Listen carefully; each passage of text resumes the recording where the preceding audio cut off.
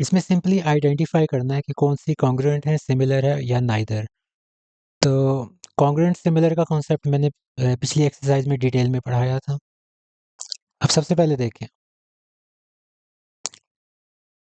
ये वाली साइड,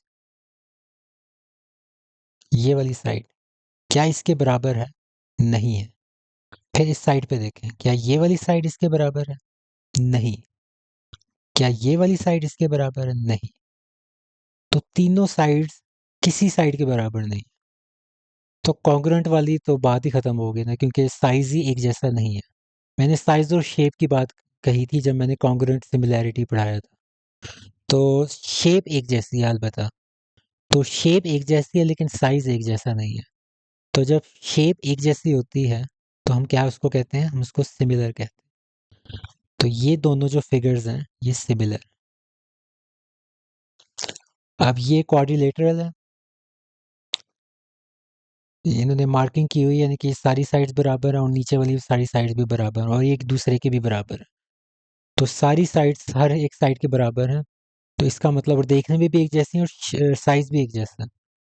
तो दोनों कंडीशंस फुलफिल हो रही हैं, साइज भी सेम और शेप भी सेम, तो तब जाके ये कॉन्ग्रुएंट होगी।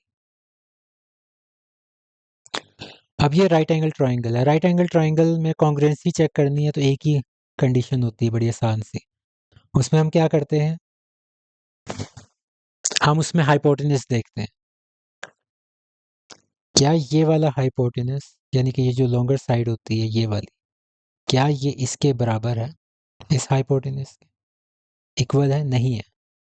तो यहाँ अगर आपका आंसर नहीं है ना, कि नहीं है, तो कॉन्ग्रुएंट होने का तो सवाल ही पैदा नहीं होता। तो कॉन्ग्रुएंट नहीं है तो फिर क्या रह जाएगा? सिमिलर रह जाएगा।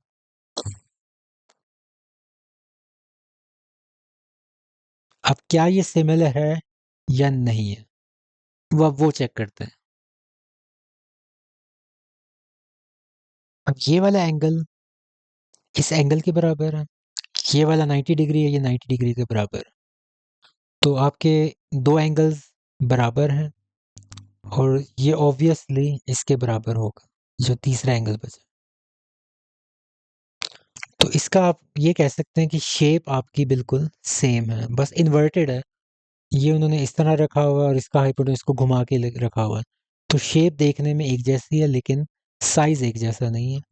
तो शेप एक जैसी है तो इसका मतलब क्या हुआ? ये सिमिलर है।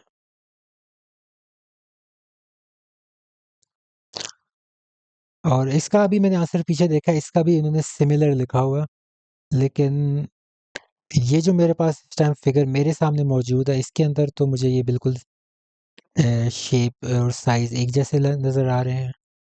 मुझे नहीं पता कि बाद वाली बुक्स में उन्होंने डिफरेंट किया है या नहीं किया, या यहाँ इसको प्रिंटिंग में थोड़ा मसला आया है। लेकिन ये फिगर्स बिल्कुल देखने में कॉन्ग्रुएंट फील हो रही हैं। तो इसको एक दफ़ा आप वेरीफाई करवा लें कि ये आपके पास सिमिलर है या कॉन्ग्रुएंट है, क्योंकि मेरे पास जो यहाँ बुक में आप देख सकते हैं डायग्राम, ये बिल्कुल एक जैसी है, साइज भी बिल्कुल सेम है और शेप भी बिल्कुल वही है, पैरेललोग्राम।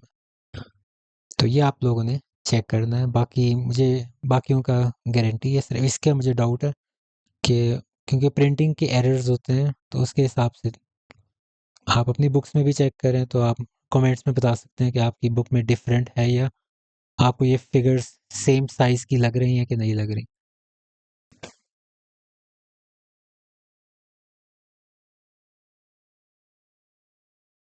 सिंपल सा क्वेश्चन है, क्वेश्चन 5।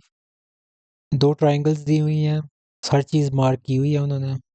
उन्होंने पूछा हुआ एम एन किसके कॉरस्पॉन्डिंग है? ये आपका एम एन है, एम एन। दूसरी ट्राइंगल में यही वाली साइड कौन सी बन रही है? P Q. तो यहाँ आप लिखते हैं पी क्यू। एन ओ, ये आपका आ रहा है एन ओ, हाइपोटेनस। तो दूसरी साइड पे, दूसरी ट्राइंगल में यही वाली साइड कौन सी बन रही है? क्यू पी, क्यू आर, नीचे की तरफ। तो ये आपके आ जाएगा Q R. P R, P R ये वाली साइड है, तो पी आर अगर ये साइड है तो दूसरे ट्राइंगल में यही वाली साइड कौन सी है? एम ओ।